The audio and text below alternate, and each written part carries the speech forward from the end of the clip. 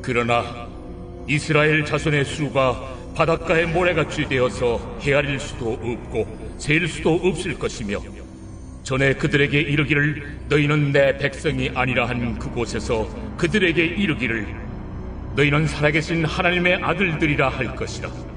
이에 유다 자손과 이스라엘 자손이 함께 모여 한 우두머리를 세우고 그 땅에서부터 올라오리니 이스라엘의 날이 클 것이미로다. 할렐루야. 오늘도 주의 말씀을 사모하여 이 시간 함께 하시는 여러분 삶 가운데 주님의 크고 놀라운 은혜와 복이 넘쳐나시길 소망합니다. 한 주를 마무리하며 이제 새로운 거룩한 주일을 준비하는 복된 날입니다. 여러분들이 기쁜 주일을 맞이하기에 부족함이 없는 귀한 하루가 되시길 소망하며 오늘의 말씀을 시작하겠습니다. 발명가 토머스 에디슨은 천재란 99%의 노력과 1%의 영감으로 되는 것이라고 했습니다. 한 기자가 이 말을 듣고는 에디슨에게 그 둘 중 어느 것이 더 중요하냐고 물었습니다. 에디슨의 대답은 분명했습니다. 1%의 영감입니다. 이 원리는 하나님과 우리의 관계에서도 적용됩니다. 인간의 노력과 수고, 땀과 눈물 모두 중요하지만 언제나 하나님의 은혜가 중요하고 먼저입니다. 하나님은 죄에 빠진 사람들이 마음을 돌이켜 하나님께로 돌아오기를 간절히 바라십니다. 이렇게 마음을 돌이키는 것을 회심이라고 합니다. 그런데 여기서 반드시 기억해야 할 것이 있습니다. 사람의 회심이 있기 전에 하나님의 회심이 먼저 있었다는 사실입니다. 하나님은 호세아를 통해 이 사실을 분명하게 알려주십니다. 거룩하신 하나님은 인간의 죄와 거짓, 어둠과 이중성을 참으실 수가 없었습니다. 그래서 인간을 향해 이렇게 선언하셨습니다. 너희는 내 백성이 아니다. 나는 너희의 하나님이 될 수 없다.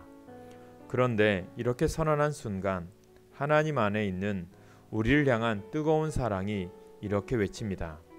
그럼에도 불구하고 나는 너희를 버릴 수 없고 너희를 포기할 수 없다. 너희는 내게 너무나 소중하다. 우리는 공의의 하나님의 심판을 받아 마땅한 죄인들입니다. 그런데 하나님이 우리를 너무나 사랑하셔서 용서하기로 결정하십니다. 하나님께서 친히 은혜로 우리를 불러주십니다. 하나님의 명령으로 호세아가 음란한 여인 고멜과 결혼해서 낳은 첫째 아들의 이름을 이스르엘이라고 짓습니다. 이스르엘은 하나님께서 씨앗을 심으신다라는 뜻입니다. 하나님께서 죄인인 우리를 용서하시고 자녀로 삼기 위해 친히 용서의 씨앗이 되셨습니다.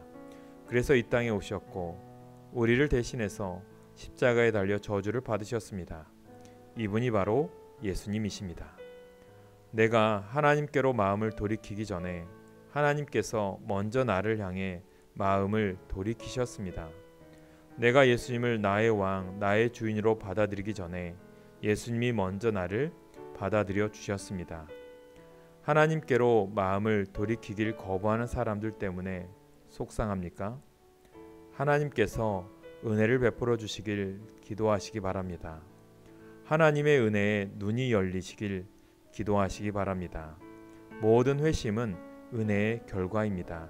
오늘도 그 은혜로 하나님이 기뻐하는 삶을 사시길 소망합니다. 기도 제목입니다. 항상 주님의 은혜를 사모하여 은혜의 삶을 살게 하옵소서.